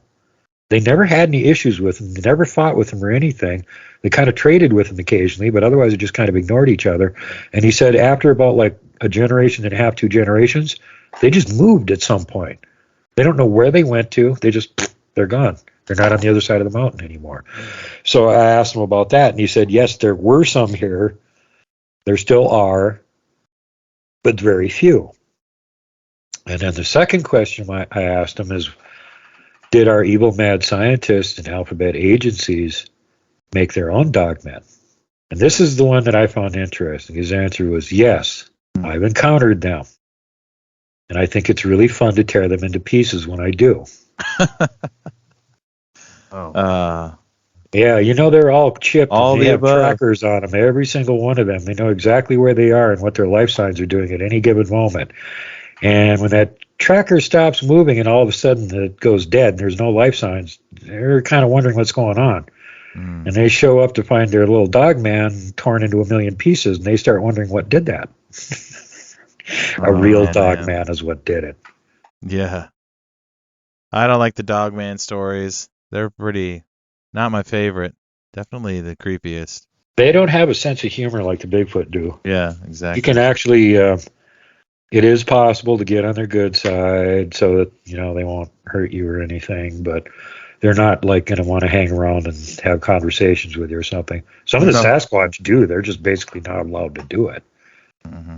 Just not. Yeah, Dogman doesn't sound like he's a whole lot of fun at parties. No. Well, you know, I was kind of surprised because somebody I had on my show a long time ago that everybody thinks is the woo-woo queen, completely crazy. And all the crazy stuff she told me on my show since then has all turned out to be true.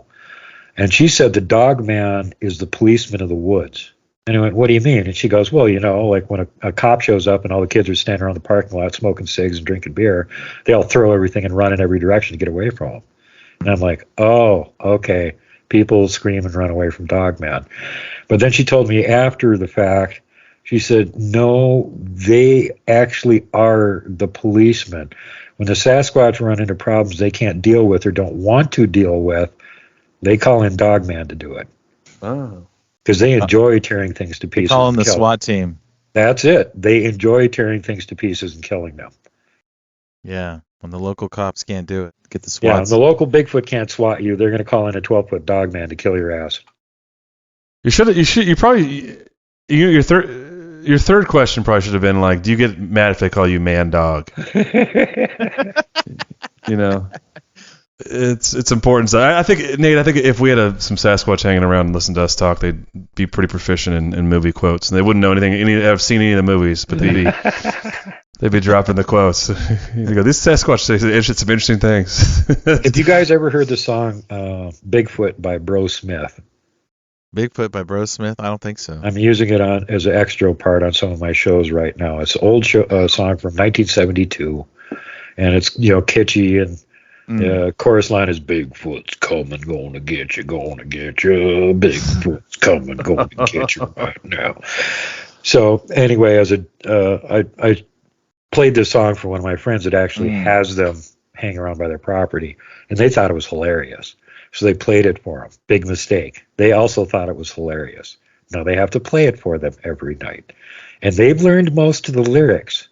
And when I call, they put me on the speakerphone, and guess who gets to sing "Bigfoot's coming, gonna get you, gonna get you."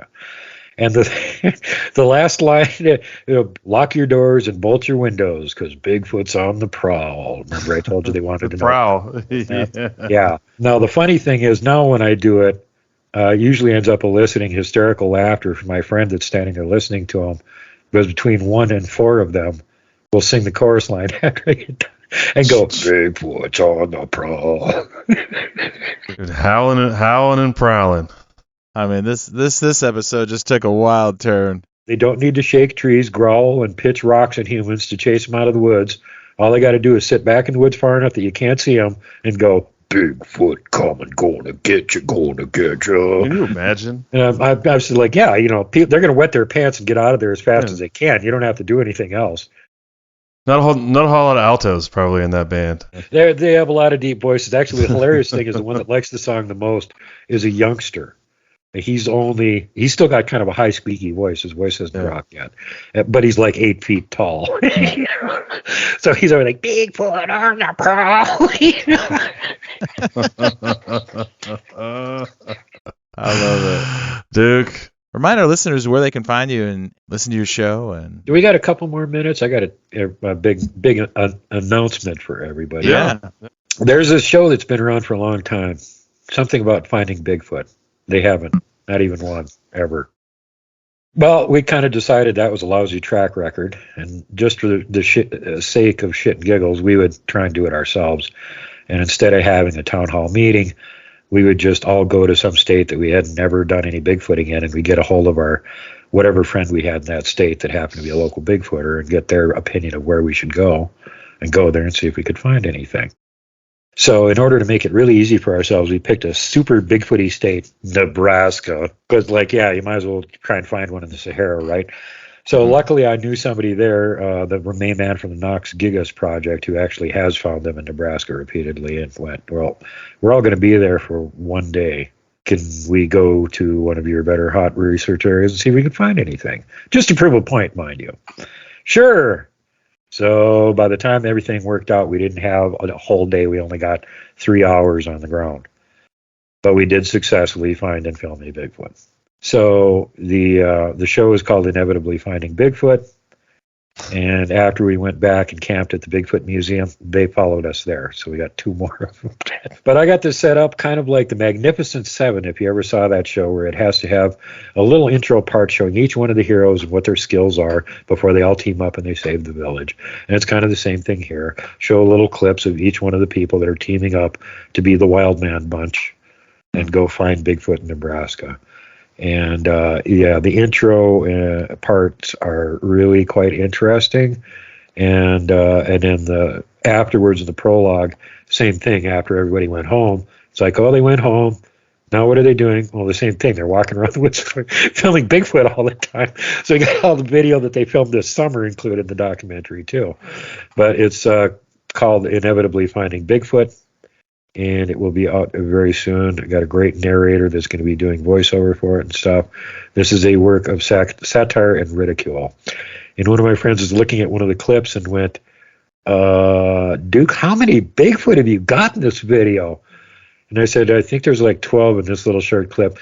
But I haven't done the whole thing yet, so I don't know how many the total is going to be. But keeping in mind, even one.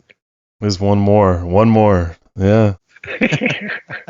That's awesome. We only got about 30 before you even get to the part where you get together and go look for the ones locally. So, is this going to end up on your channel, Duke? Is that where it's going to be released? Yeah, okay. Yeah. We're going to be doing the full theater release next spring at the Nebraska Bigfoot Conference on the big screen with the awesome sound. So anybody that wants to see the theater experience. Oh, and the other thing is, I can guarantee this: it is the greatest spaghetti western Bigfoot documentary ever done. Because it's the only spaghetti western Bigfoot documentary ever done. Unfortunately for them, I found out that Marconi's music is now free to use, and so all that great music from those 70s spaghetti westerns, but it's all over the place in my documentary. I love it. You're a Renaissance man. That's phenomenal. I knew somebody else was going to do this at some point, and I wanted to be the first. You had to beat him to the punch. See, if you want to do another spaghetti western Bigfoot documentary, you got to compete with this one now. That's right. And we're going to do another one next year too. So the fun continues. So Duke, tell everybody where they can check out your channel and tune into your shows and whatnot as well. You can find World Bigfoot Radio on YouTube, Rumble, Odyssey, and BitChute. I have support group on MeWe, the censorship-free platform, World Bigfoot Central. or you can go to Montana Bigfoot Project on Facebook, which is where we have all the researchers showing all the stuff that they're finding all in one place. And then to get updates on when my show comes out, what's on it, World Bigfoot TV group on Facebook covers that. But realistically, I'm on every Sunday at 8 Central, so you don't even need a reminder. Just put it on your calendar, put it on your watch, put it in your cell phone, make an alarm go off, because you're not going to get notified by YouTube. They don't like my show. They're not going to tell you. I love it. If you're out there and you see the Squatch or the Dogman, it looked like somebody just walked over your grave. Remember. That's right. Well, we started something, remember? Play for blood. Don't hug the Wookiees. That's right. Love it, Duke. Thanks so much for coming on, and keep it up. Yeah. You're very welcome. It was fun to be here again. Duke, enjoyed talking to you guys. Have me back for the 400th episode. Yeah, we got to see a couple hundred more. Hopefully between that we'll get up there. Then I'll have a few spaghetti western documentaries under my belt. That we got to come test the odds too. We got to come see you and see if we can hit that 70% finding. There's other stuff here too. You know, we got megaliths and all kinds of weird stuff to look at here. We got our own lake monster, Flathead Lake. There's a monster up there apparently. Oh, I've been in Flathead. Don't tell me that. Yeah, I thought it was just kind of a rumor or something, and I talked to a few of my local friends, and they're like, "No, there's something in there." Several of us have seen something weird, and it's big. Like really, really big. No, thank you. Montana likes to eat redheads, Nate. So we'll send. Yeah, we're gonna go as long as we go with you. Well, the safety in numbers. They got a lot of shirts and stickers right now that have the outline of the state of Montana, and it just says "Get lost." I love it. All right, Duke. Well, have a good night, man. Thanks so much, dude. Yeah, great to see you. Thanks for having me, guys. Yeah. Have a great night. Thanks.